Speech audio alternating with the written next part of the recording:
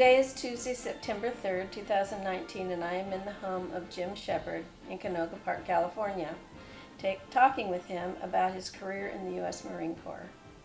I'm Terry DeMay, and I'll be interviewing Jim on behalf of the Conejo Valley Chapter, National Society Daughters of the American Revolution, and the Aquila Chase Chapter, National Society Colonial Dames 17th Century, for the Veterans History Project for the Library of Congress. Ed Lynch from Advana Videography will be filming the interview. This is Jim's story. For the record, please introduce yourself and tell us when you served and in which branch of the U.S. military. My name is James Allen Shepard. I served in the United States Marine Corps. And when and where were you born? I was born in Missoula, Montana, in 11 November 1939. And tell me about your mother and father a little bit.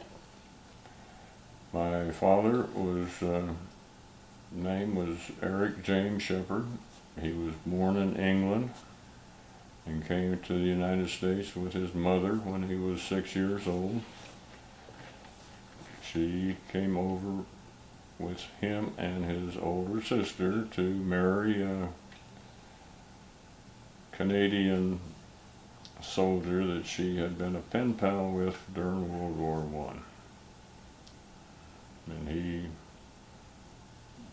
grew up in Montana and joined the Army. Okay, so your grandmother and her pen pal, who was later her husband, moved from Canada to Montana shortly after they got married? Yeah. Okay. And his name was, do you remember? My step-grandfather? Mm-hmm. Last name's Thompson. I can't think of what his first name was. Was it Charles? Charles Thompson, yeah. Okay. And your dad grew up in eastern Montana? Grew up where? Eastern Montana? Yes, a little town called Dutton is where he went to high school at. Mm-hmm. And it's up north of Great Falls. Okay, and your mother also grew up in Montana? Is that true? My mother? Mm-hmm. Her name was Jenny? My mother and her parents moved from Kansas to Flathead Indian Reservation in north of Missoula, Montana. And my grandfather purchased 80 acres from one of the Indians there, and they built a house and spent the rest of their life there. And on the reservation in Montana, is that where you went hunting with your grandmother? Where I went what? Hunting with your grandmother? Yes.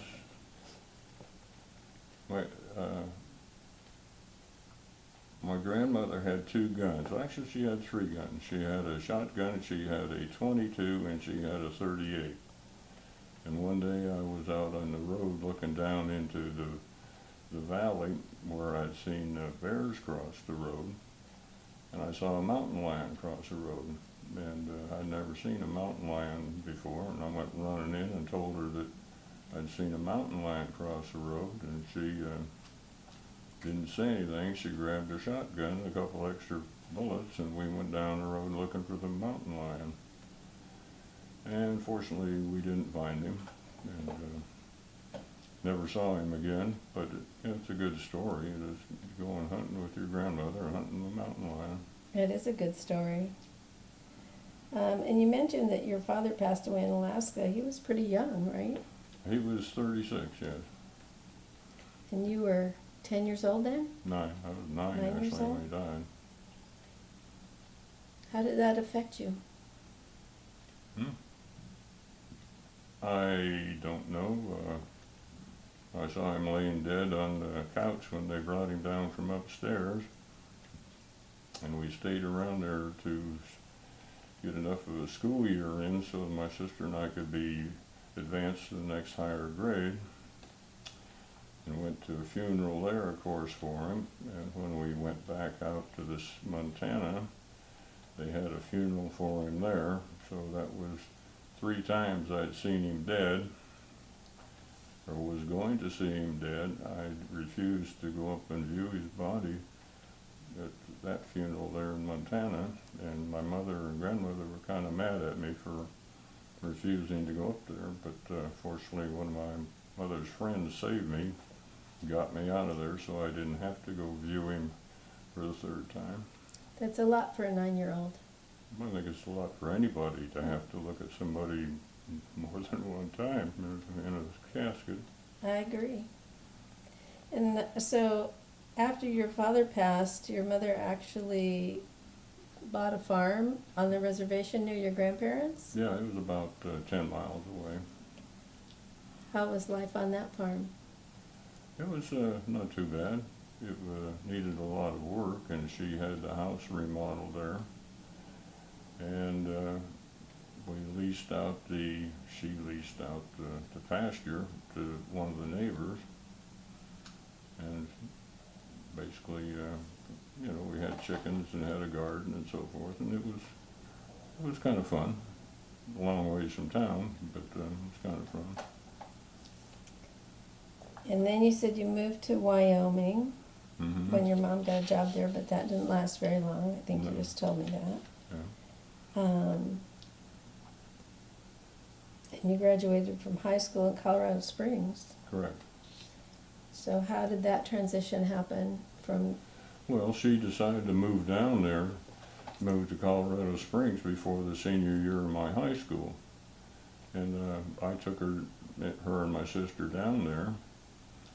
And then I came back to Montana and lived with a friend of mine and his family for a couple of months. And I didn't like the way he treated his stepfather. And so I decided I didn't want to stay in Montana any longer, and I told my mother I was coming, and I took off on Thanksgiving weekend for Colorado, and went to high school down there then. And so you graduated high school in 1958? Colorado Springs, Colorado, yeah. Okay.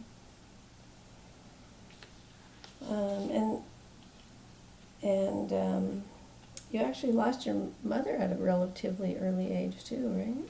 No, not really. She was somewhere I have her day to death, but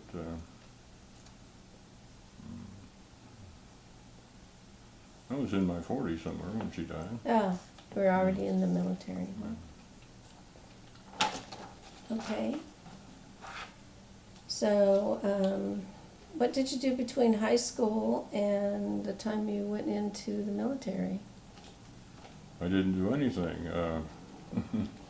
I was in high school, and my mother wanted me to be an Army officer, and because my father died on active duty, I could get a presidential appointment to West Point. And I applied for such, and I got a letter from them telling me to go to Denver for a physical. And so I went up to Denver for a physical, took the physical, and when it was over with, they told me I wasn't qualified to go to West Point because my eyes were bad. And that was it. I just realized I couldn't go, so I went back and finished out my school year. And there wasn't much for 18-year-olds to do, so I decided that I would join the military. I didn't like the Air Force because there had been a big Air Force base up in Montana, and I didn't like the way the young Air Force men behaved. In Colorado Springs, there's a big Army base, and I didn't like the way the young Army troops acted. I didn't like the Navy uniform, so that kind of left the Marine Corps. So I talked to a Marine recruiter, and he told me all the opportunities to get a commission in the Marine Corps, and I decided to join. So I joined the Marine Corps. And how old were you when that happened? 18. Pretty young, I was 18. Okay, and where did you go?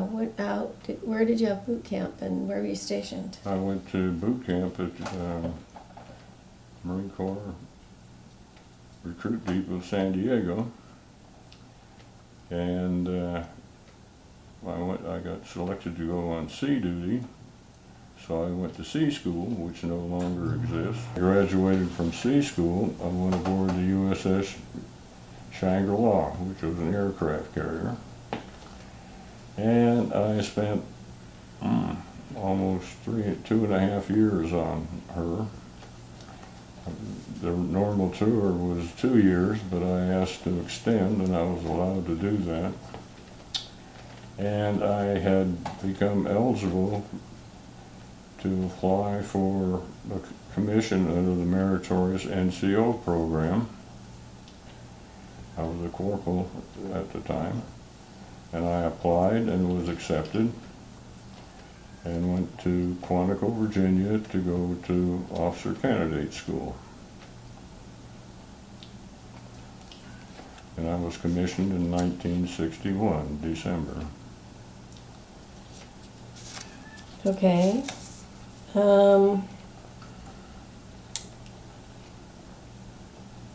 You told me a little story about one of your drill instructors. Do you remember that one? Well, I had 2 drill instructors that impressed me, one of whom was Staff Sergeant Roberts.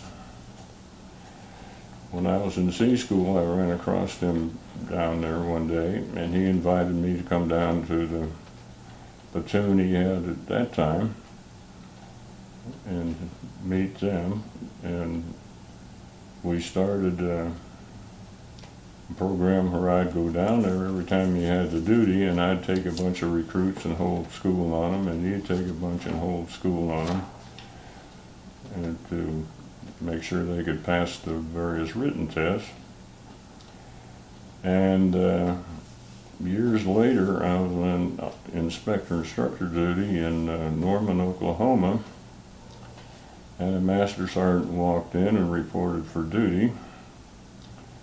And I looked at him and said, "I know you from somewhere." And we finally figured out after a few minutes that he had been my drill instructor as a staff sergeant numerous years before. And so he got to work for me for the rest of the time I was the INI there. And so, you know, he was a man I certainly respected. And then I had another drill instructor by the name of Sam White. Sam had been in World War II in Korea, and he was an interesting character. I always kept a pack of cigarettes in my front pocket because I knew what brand he liked to smoke.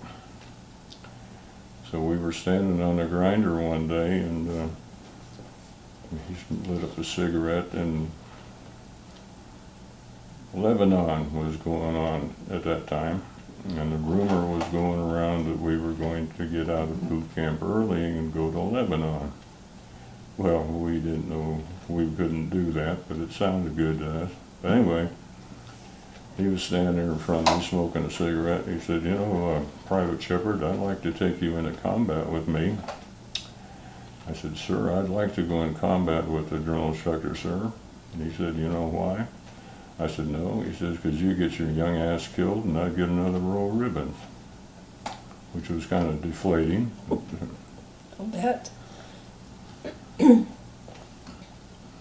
But he also, the last week we're in boot camp, had orders to go to Okinawa and gotten all the shots to go.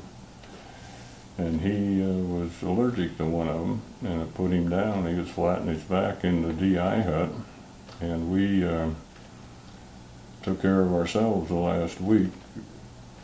We brought him food and whatnot, and made sure nobody knew that he wasn't available to take care of us. And we're very careful when we marched around the base that somebody didn't want to take charge of us, because we didn't have a drill instructor with us. And we managed to escape a junior drill instructor capturing us and torturing us. And he managed to come to graduation with us. But there are people, you know, you'll never forget. Excuse me, like Staff Sergeant Roberts? Yeah, Roberts, you never forget him. I already talked about Staff Sergeant Roberts. Didn't he give you a... Oh, he gave me a dress blue jacket because I didn't have one at the time. They didn't have one that fit me in the supply system. So I had a dress blue jacket, otherwise all I had was the rest of the uniform, but not the jacket. So he gave me one of his. And you told me about an incident about him climbing a rope without... Oh. Tell me about that. Yeah, they had I guess it's a 20-foot rope that you had to be able to climb up, and you could use your feet if you needed to just get up the rope. And he could climb the rope with his Smokey Bear hat on and a dress uniform with just his hands, go up and come back down, and then challenge anybody else to, of course, climb the rope. And most people had to use the feet involved to climb. And I had learned over the years how to climb the rope with just my hands. So one of the things I did to him the first day he reported in to me was take him down to our motor pool where we had a rope, and I said, I want to show you something. So I climbed the rope in my dress uniform that I could now climb the rope without the uniform, and I said, now let me see you do it. And he said, I can't do it anymore, Major, I'm too old. So I kind of got even with him years later. Tell me about your time on the Shangri-La. Well, the Shangri-La was home ported in San Diego, and we went on a cruise to Westpac and came back. Went up to Bremerton, Washington to go into the yards and spent the winter up there. Came back down, we stopped in San Francisco. Okay. We stopped in San Francisco and we picked up 5 tons of gold and put it in the hold. And came on down to San Diego, and we sailed around the Horn of South America to New York. And on the way, we stopped in Peru and so forth, and we had an explosion in our special weapons spaces that killed one sailor and injured another. And we took off at high speed for Chile to go into one of the ports there to get that guy to a hospital, and going into the channel we had a sandbar and almost got stuck, which would have been interesting, but we did manage to get in there and get him on a boat going up to the hospital. And the thing interesting about that was that something was damaged, and one of our compartments in the ship had boiling water underneath it, so you couldn't walk on it because it was so damn hot. And that compartment was always miserable to live in because there was temperature there, and it took them a long time to figure out what the problem was. They weren't too concerned about it because apparently it didn't affect the ship any, but it affected those of us that lived there. So, but we got rid of our gold in New York and then went down to Mayport, Florida, and we were home ported there. And we spent most of our time in Cuba when we weren't in port, in training exercises. And when the Bay of Pigs broke out, we were off the coast, and we had aircraft on deck and all set to go with bombs on them, and never got the order to go. And we really didn't know what would happen until several days later, when we were told that we had been off the coast of Cuba to support the rebels trying to get Castro out of there. And of course, we didn't have the gory details on it then. You learned all of that later. And discovered that the other ship that went down there with us had stopped on the way down and picked up nuclear weapons. We certainly didn't know that because we had regular bombs and whatnot on our aircraft. So don't know what the real plan was with the nuclear weapons that went down there. And that was about the extent of it. We, like I say, we found out after the fact what we were doing down there. What were your duties on board? Beg your pardon? What were your duties on board? I was, well, of course, I started off as a private of the guard, and I ended up being one of the sergeants of the guard. We had 4 duty sections, and I had one of the duty sections. So I was the sergeant of the guard every 4 days.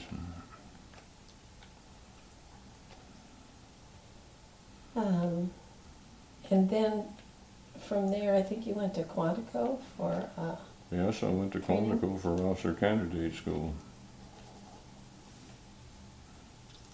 Well, how was it there? Well, you were again in a training situation. I did very well there. I ended up being the platoon honor man for my platoon, and a company of three platoons. So I'm kind of proud of that fact. And I thought it was kind of interesting.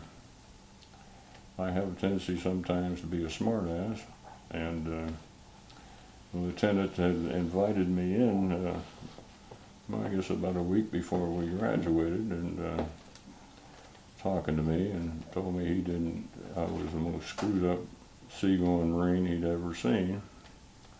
And I told him, I said to him, I said, Lieutenant, I don't think you've ever seen a seagoing Marine. And he threw me out of his office, and so I was kind of surprised when I ended up being a platoon honor man. But apparently my peer ratings and my scores on the various tests had managed to get me there. Good job. And from there, did you go to the Coral Sea? Yes. Well, from OCS, we went to the basic school. That's where all Marine officers are trained. And basically, when you get out of there, it's a 6-month course. You basically were qualified to be an infantry officer, and the ones that went into other MOSs went to various schools from there. But I went back on sea duty on the USS Coral Sea, yes. And tell me about your experience there, what your job was, and Well, I was the executive officer of the Marine Detachment, and again, we made a Westpac cruise and went to Australia and spent a couple of weeks down there for the 20th anniversary of the Battle of Coral Sea. The Battle of the Coral Sea starts with a big blow. Americans spot a Japanese carrier. They dive down through piercing anti-aircraft fire and sink it. The Japanese respond by swarming American ships.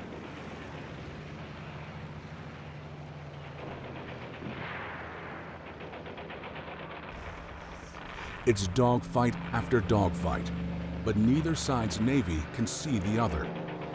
Planes do all the fighting, long distance. The planes flew right around us, and the guns couldn't keep up. And the boys couldn't twist that gun fast enough.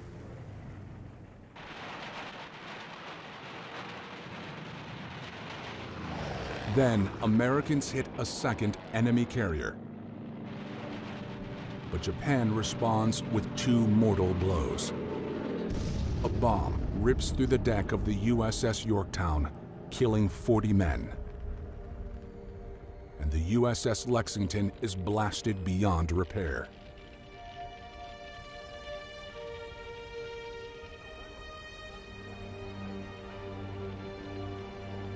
Both sides suffer heavy losses.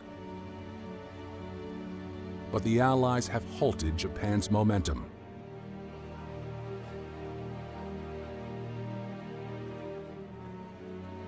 Those left behind will never know the historic impact of the Battle of the Coral Sea. Not once do opposing ships spot each other. Not once do they exchange a salvo. It's a new kind of naval battle, fought entirely with airplanes. So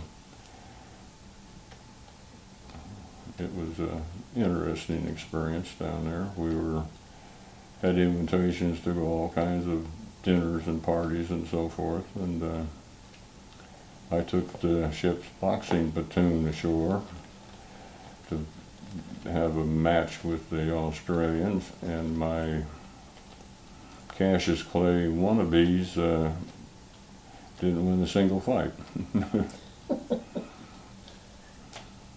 Well, okay. And then after you finished there, you went back to Camp Pendleton? Is that right? Yes, I went back to Camp Pendleton, and I was there for, I guess almost 3 years. I was there when Vietnam broke out, and at that time I had left the infantry because I was no longer, my overseas control date kept me from going overseas, and I was with the 1st Service Battalion, which was the logistics unit for the 1st Marine Division. We had all the supplies, we repaired all the vehicles, we had other division type mount out stuff that we had. And I loaded out all of the ships for the 5th Marines when they left. I was the battalion embarkation officer is the one who plans the loading of ships when they deploy. And I think I loaded 7 ships for them. And nobody wanted to have the embarkation officer, MOS, because you got stuck doing things like that. And the 5th Marines didn't have any embarkation trained people. So I loaded them out, and then I started loading out the rest of the Marine Division so they could go to Vietnam. And during that time, I got orders to go to 29 Palms. So I wrote the loading plans for the rest of the division, and I spent my last night in the 1st Marine Division up in the Division Embarkation Officer's office, turning in my loading plans, make sure they understand what they were and what they said. And at midnight I told them, I'm detached, I'm leaving, have fun. And I went to Marine Corps Base 29 Palms for my first tour. And there I was actually with Force Troops, which is a small unit that basically had artillery units up there. And I was sent TAD to the temporary additional duty to the base to be the base training officer. And I didn't particularly like that job, and I didn't like 29 Palms, so I kept trying to get out of there by talking to the Force Troops personnel officer into transferring me to one of the artillery units that was going to Vietnam. And every time I got him to do that, I'd go back and I'd tell my commanding officer there on base side that I was getting orders to go to Force Troops, and he would go up to see the personnel officer and get my orders canceled. He told me, he says, Shepard, I don't like you, but I need you. You're not going anywhere. So I applied to go to comm officer school. And I got orders to go to comm officer school back in Quantico. And comm officer school is a formal school. And while I was there, as it was a formal school, I had to take a language. So I didn't choose to take it, but I took Vietnamese. And our instructors were North Vietnamese dialect trained, so I learned the North Vietnamese dialect. And from there, where the heck, I think I went back to 29 Palms again. I did. back to 29 Palms, and I was with a communication battalion that was being formed, and I was the commanding officer of the radio relay and construction company, and also the battalion S4 before I got orders to go to Vietnam. Let's talk about your time in Vietnam a little bit. Well, as I said, I was a communications officer when I reported in over there, and the division communication officer asked me where I wanted to go, and I told him to an infantry battalion, and he told me, you're not going to an infantry battalion because that's not why you're here, and if you went to one, as soon as they got a company commander killed, you would be a company commander, and I don't want that to happen, so you're going to an artillery battalion. So I went to the 2nd Battalion, 11th Marines, which was an artillery battalion, as the communications officer, and I was also assigned as being the headquarters battery commander, and I spent just a couple months there. This was located down south of southeast of Da Nang, and I got in-country orders transferred me to MACV headquarters in Saigon, and I had 4 days to get down there to report in. So I caught a ride to Saigon and reported into MACV headquarters down there, and was assigned to the plans and programs branch of the communications section. I in fact was in the programs branch, and there I had several things that I was working on. One was installing dial central offices throughout Vietnam. Dial central offices were just like your telephone companies here, where everybody had a phone they could call in and call around the country. Well, that's what we were trying to install over there. And also that's when Set of 68 broke out, and I was in a BOQ, Bachelor Officers Quarter, down in Cholon when the NVA and VC came to town. And we were about 200 of us were trapped in one hotel for several days. Saigon was alive with a festive spirit as everyone prepared for the Tet Lunar New Year. For the people of Vietnam, Tet is both a joyous and sacred time of the year. This was to be the first spring of the Second Republic of Vietnam. The Tet truce, proposed by the communist North Vietnamese, seemed to promise the people a safe holiday, free from the ever-present anxiety of war. At the temples, the people gathered to pay respect to their ancestors. On the eve of the New Year, thousands of Saigon families prayed before the altars of their ancestors. They prayed that peace might be restored to their homeland. This year, however, the traditional firecrackers of the Tet celebration became the fireworks of war. The Viet Cong, taking advantage of the noisy celebration, launched a savage attack on Saigon, violating the truce they themselves had proposed. Areas of the city became a blazing inferno. Columns of smoke rose skywards as block after block in the capital city burned with the fires of Viet Cong treachery.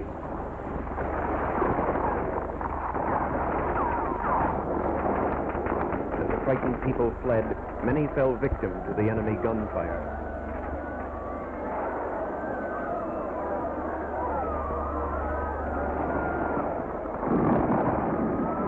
Government soldiers reacted quickly to counter the communist offensive and to protect civilian life and property.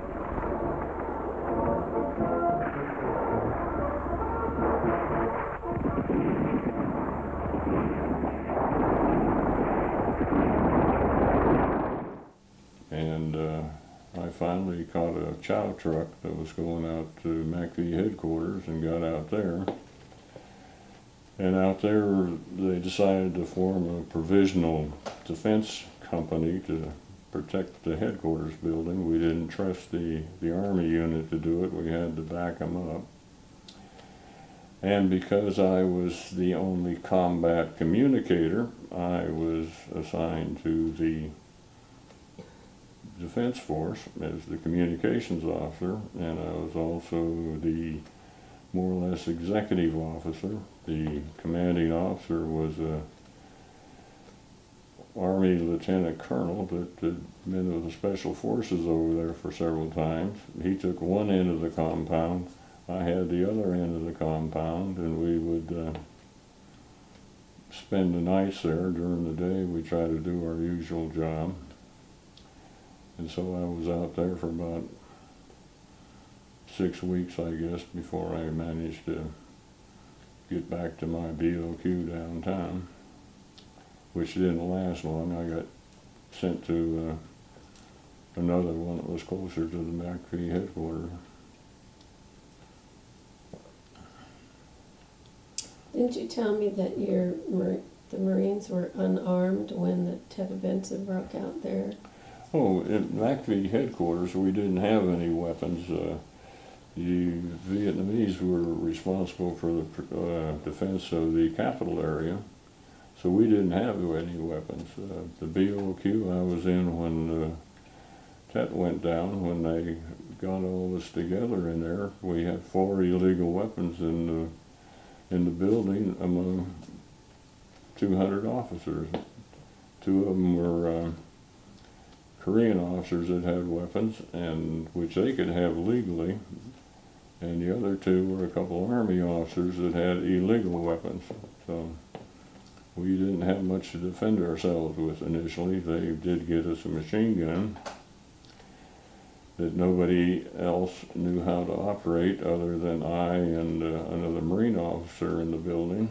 So we got stuck with a machine gun and got to train Army officers how to use the machine gun we had. And we had a couple sentries on the gate, and that was about the extent of our ability to defend ourselves.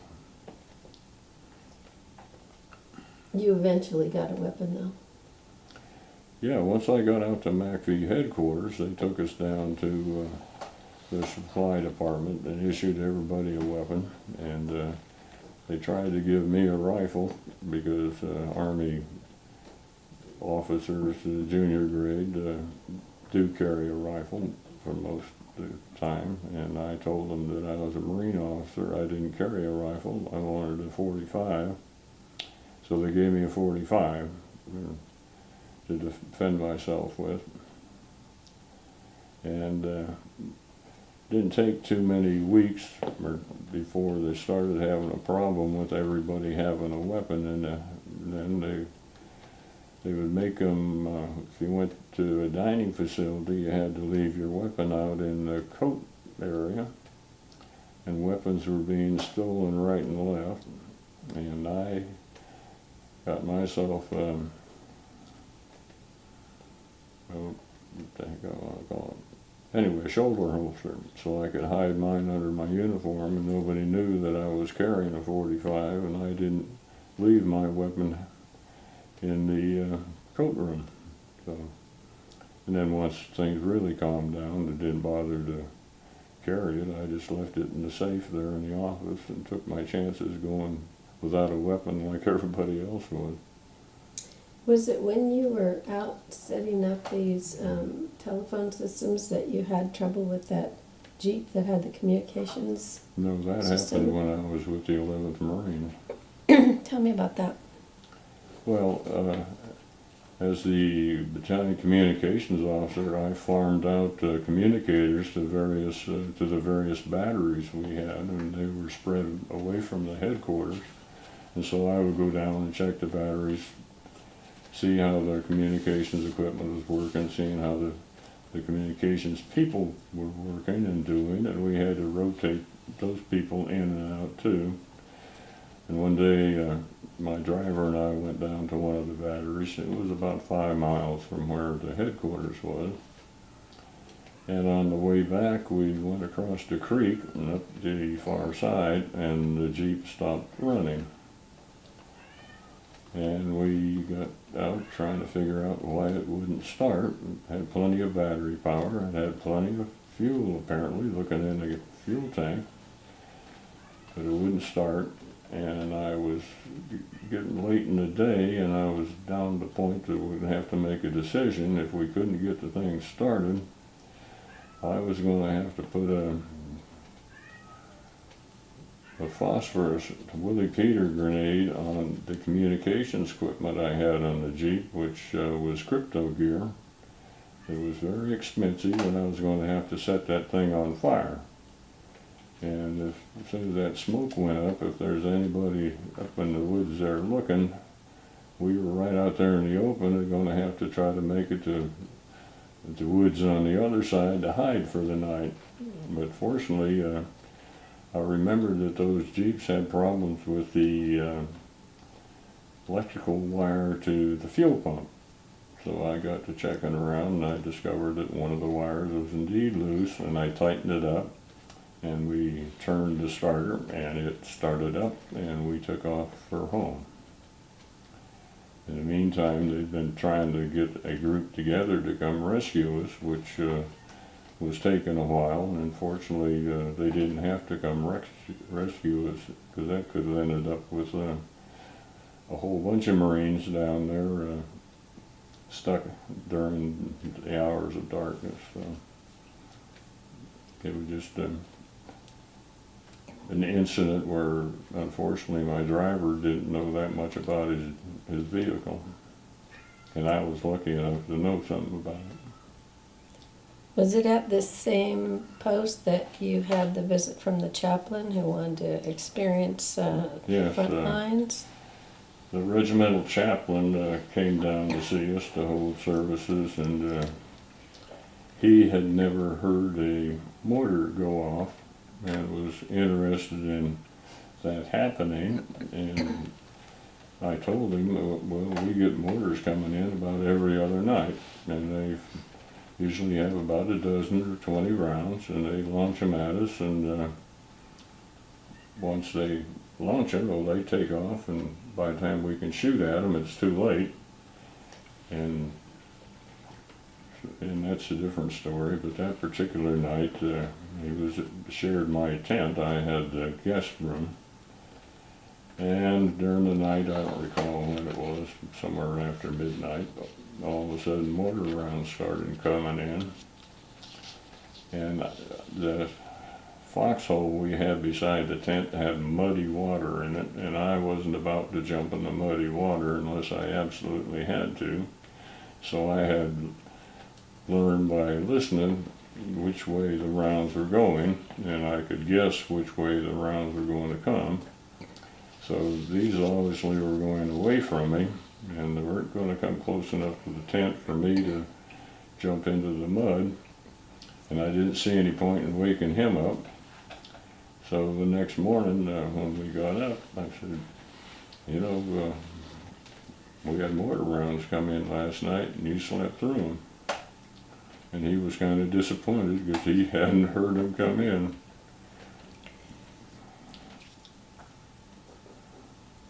And when you finished there, you went to Norman, Oklahoma? Yes. Is that right? In Norman, Oklahoma, I was on instructor duty. And I was initially the assistant INI, and then the INI that was there got orders to go to some Army school.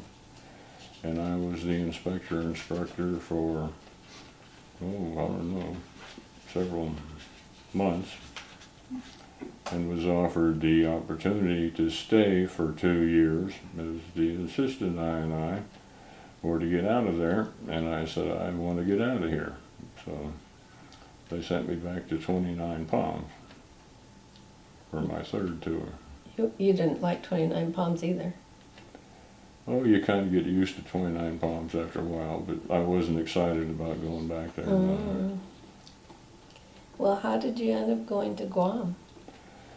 Well, that's, I had a communications officer, MOS, and the Marine Support Battalion was in the business of working with the Navy Security Group. And as a communications officer, I was qualified, quote, to command one of their companies. And so I got orders to go to Guam. And I had a top secret clearance, but I didn't have a special intelligence clearance at the time. So I had to get a special intelligence. And I got orders to go to Washington, D.C., to the Navy Security Group headquarters for a briefing before I went to Guam. And so I went back there and spent the night in the motel, and the next morning I went down to the Navy Security Group was located, and got there a little bit early and stood there and talked to the sentries. They were Marines, obviously. And at 7:30 I walked in, got inside the building, and finally found out where the Marines were located, and walked in there and introduced myself, and they about had a heart attack because I didn't have a badge and didn't know how I'd gotten in. And no escort. Hmm? And no escort. No escort, yes. I had come in without an escort, and they had discovered then that I didn't have my final top secret special intelligence clearance yet, so they couldn't tell me anything. So then they wondered, how are you going to get me out of the building? And I said, don't worry about it. I said, I got myself in, I can get myself out. So that's what I did. I walked back to the gate with the XO of the battalion, and we just walked up, and I shook his hand, and I walked out. So I got in and out of there without having an escort, basically, without having a badge. And I guess I was on Guam probably for, I guess, about 3 months before my final top secret special intelligence clearance came in, so I could do something for the Navy Security Group other than being the commanding officer of the Marines that were going into the building. I wasn't allowed into that building until I got my clearance. You had some issues with some rowdy Marines too one evening. Well, I have a story about Marines there. My Marines and the Marine barracks that guarded the base shared a building, barracks. And one day I got a call from, I forget who called me from up at the base, called me at home. I lived about 11 miles away, and told me that my Marines were out there encouraging a sailor that was up on a water tank to jump off. He was threatening to commit suicide. So they were out there telling him to jump. So I went up there, and sure enough, they were out there yelling at the sailor to jump. Come on, jump, chicken. And I told him to shut up and get back in the barracks and leave things alone. And they eventually got somebody up there on the tower with the sailor and got him to come down without jumping. But they were kind of upset with my boys for encouraging him to jump. And I didn't appreciate them causing me to come into work at that time of the night when it was, it was a Saturday or Sunday, I don't remember which, it wasn't a working day, but I had to get dressed and go up there and get them to behave. So you left Guam for Iwakuni, Japan? Is that correct? Yes, I came back from Guam and I left my family in San Diego, and I took off for Iwakuni, Japan, where I was with the 1st Marine Air Wing. I was in that group was I in Marine Wing Support Group 17. And the support group was the one that maintained all of the non-aviation equipment in the wing. and also the supply department. So the aviators and the aviation people took care of the aviation stuff, and we took care of all the rest of the stuff, like forklifts, trucks, jeeps, so forth and so on. And I started off as the assistant S4, and then I went down. I was the commanding officer of the Wing Transportation Officer 17. And I had that job for, I guess, about 6 months. And the only reason I had it is because none of the aviators wanted to command a ground unit. They wanted to have a flying unit. You know, if they were an aviator, they wanted to be a commanding officer of a squadron. They didn't want to be the commanding officer of a bunch of truck drivers. So that's why I ended up being the commanding officer down there. You told me a little story about a night out with some of the other officers. Yeah, when I got ready to leave, the last week I was there, I was invited to go out in town with my officers and staff NCOs for a drinking party around town. We were going from one bar to the other around town. And I don't know why I turned around one time and I saw some of my Marines following us not far back. There was half a dozen of them, I guess. And every time we'd go into a bar, they'd just stay outside. And so finally we got down to the last bar we were going into. I finally figured it out, and I was told that they were coming along to make sure nobody caused us any problems. So I told them to come on in and I'd buy them a beer. So they came in, and we had a little party there for a while with you know, the people that I had been with, and also my bodyguards that had accompanied us. It's nice to know that your Marines were looking after you. Yeah, they were looking after me. So when you came back from Japan, you went back to Camp Pendleton? Yes, I was with the 1st Marine Division there. I was in the G4 shop, logistics. I was the plans officer for a while. And then I ended up being the division embarkation officer. And you were there for? About 3 years. And were you there when your service ended? You were in Barstow. Yeah, I was transferred from there to Barstow. Up there I was the commanding officer of headquarters battalion. There was about 600 people in the battalion, but they didn't work for me necessarily. I had a staff that worked for me, you know, people that kept the records and so forth, but the rest of them belonged to the maintenance and supply sections, and also the headquarters section. So you actually separated from the Marine Corps in Barstow? I retired up there, yes. I'm going to backtrack a little bit, and I want to talk to you a little bit more about your personal life. Okay. While you were in the military, you got married and Yeah. had a family. Yeah, Let's talk a little bit about your family. You have 4 children, right? that's correct. I have 2 daughters and 2 sons. All right. Tell me their names and a little bit about each one of them. Well, my oldest daughter is Sally. She's married to a retired Navy chief, and she has 2 children, Amanda and Noel, and Amanda's supposed to have a baby any time, but she hasn't had it yet, so I don't know what the baby's going to be, but I'm going to be a great-grandfather. That's pretty exciting. Yeah, kind of. Yeah. I'm disappointed we can't find out what her name is, but she's going to go down as no name in this, I guess.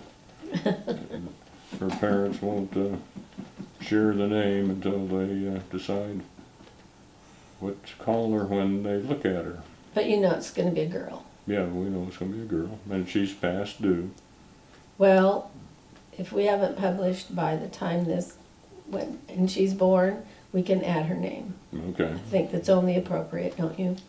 Okay. Okay. And my other daughter, Susan, has one little boy, Lucas, and she's married to a guy that he has a pool cleaning company now. That's how he makes his living. That's Jeff? Jeff, yeah. And I have a son, Daniel. He's never married, and he, at the present time, lives in our house in San Diego and takes care of it, which is very convenient. And I have a son, James, that has a son, Nicholas, that I'm very proud of. My son and I aren't on speaking terms anymore, but his son and I are. Is Nicholas the one that stood up with you when you got married? Yeah, he was my, what do you call it? Best man. Best man, yeah. Yeah, my grandson was my best man, yeah. That's cool. That's awesome. So, Well, we should say when Scarlett and I were married. yeah, well, yes, we're gonna get to that. Now I'm gonna go back to when you separated from the military.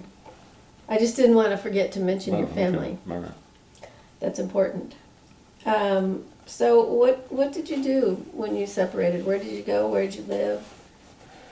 Well, we came back to San Diego, and actually I managed a car wash for 5 years, and during that time I got my bachelor's degree and also my master's degree by going to school at night. And that's one of the things that kind of hindered me in the Marine Corps, is I didn't have a college degree. I was playing the game with some junior college courses I had taken.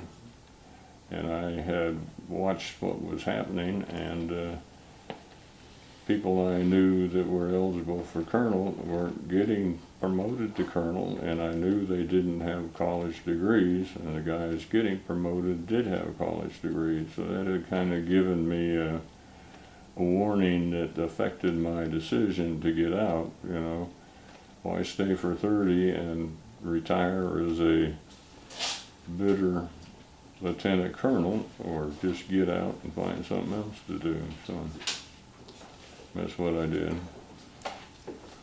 And then I worked for General Dynamics, which became Hughes Missile Company.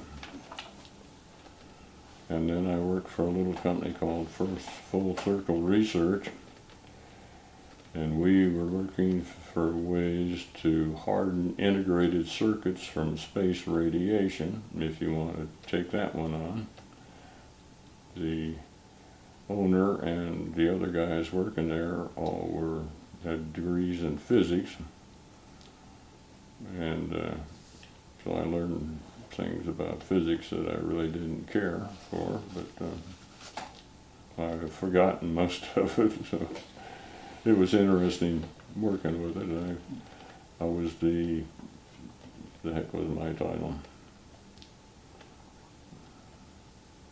I guess I was kind of the office manager, and I got to do all the communicating with the government as far as making sure we filed the proper reports and so forth and so on.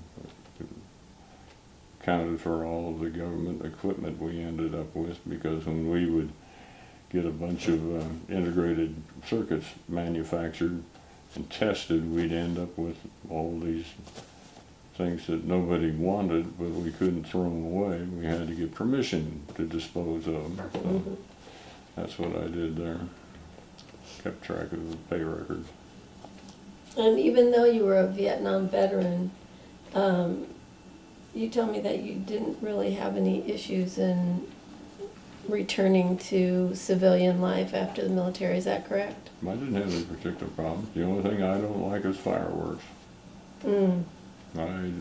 4th of July, don't ask me to go listen to fireworks, because I won't go with you. They make me feel a little nervous. Understandable. But other than that, no, I never had any problem.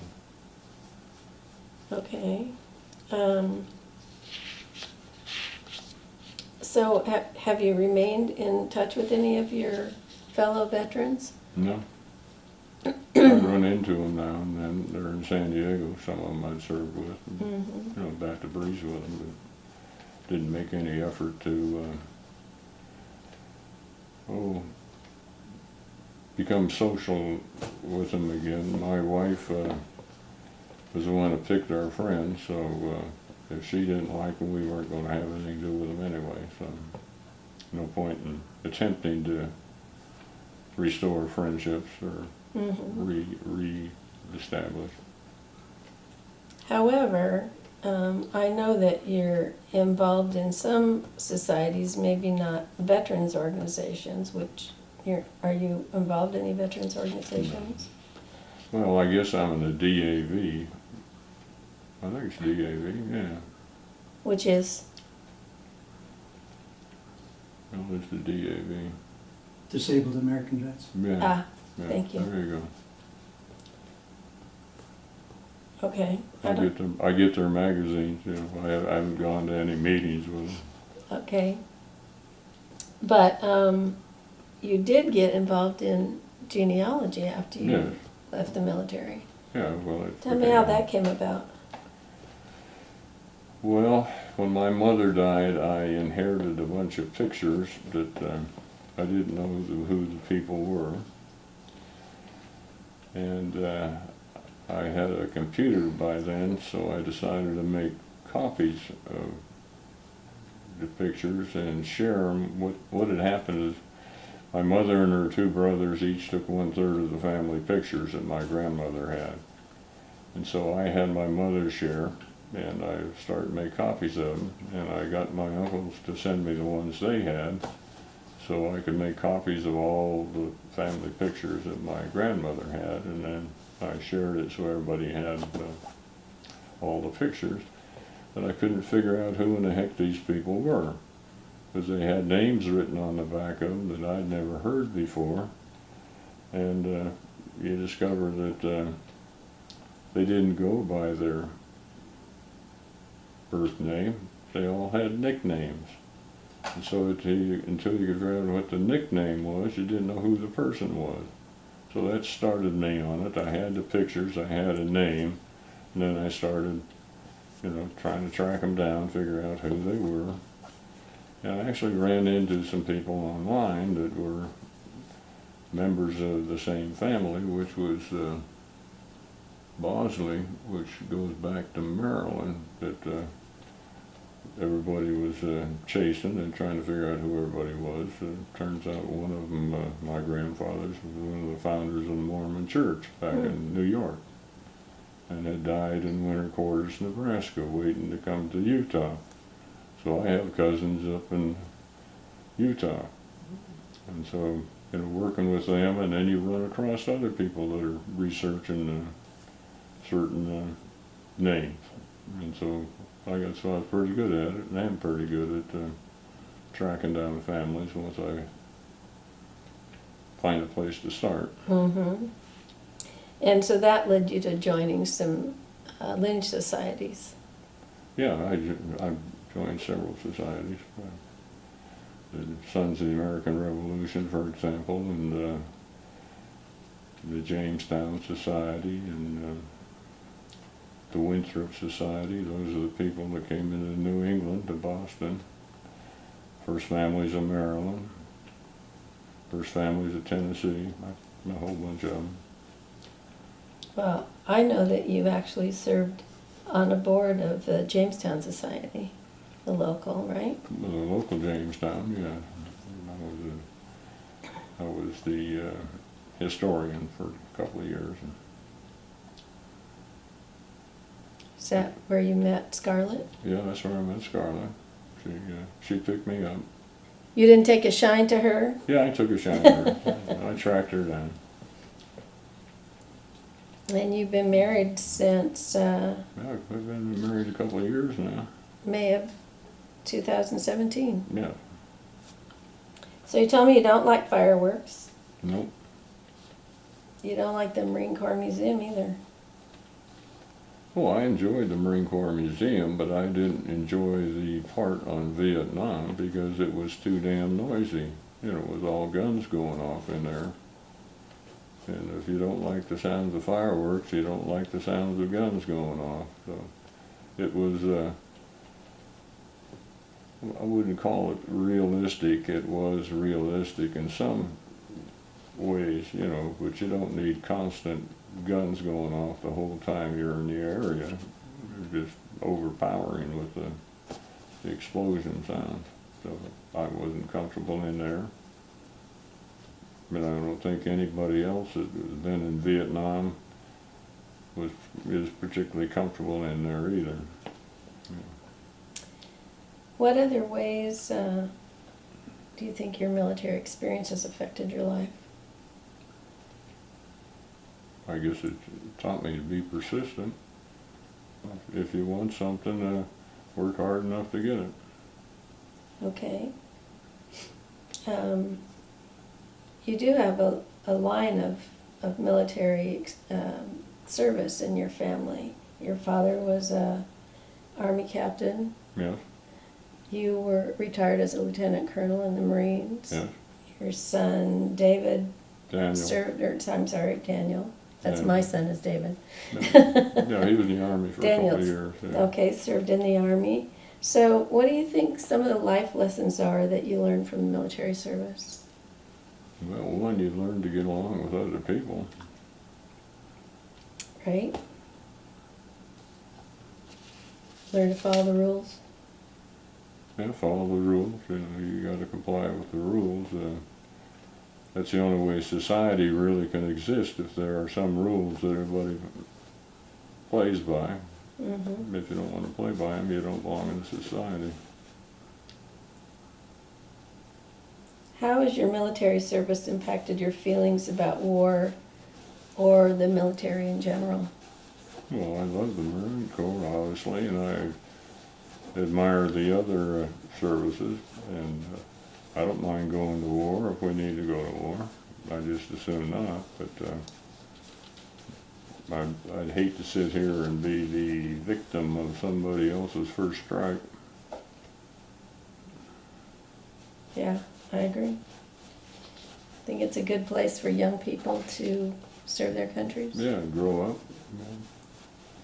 learn responsibility, respect for their boss, if you want to say that, because if you get out in civilian life and have a job, you better respect your boss or you're not going to last very long.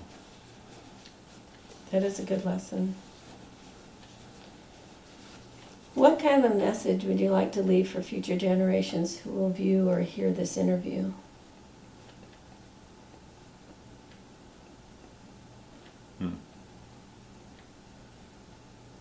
Well, I think you should support your country, for one, be willing to serve if necessary, and you should, you know, support the local government also in its efforts to maintain a civilized place to live, you know. Go by the rules, whether they be traffic rules or not stealing, not killing people. I don't know what else you could say. Is there anything you feel we haven't discussed or should be added to your interview today? No, I think everything's been pretty well covered. Well, Jim, thank you for your service and for allowing us to share your story through the Veterans History Program of the Library of Congress. Okay, thank you.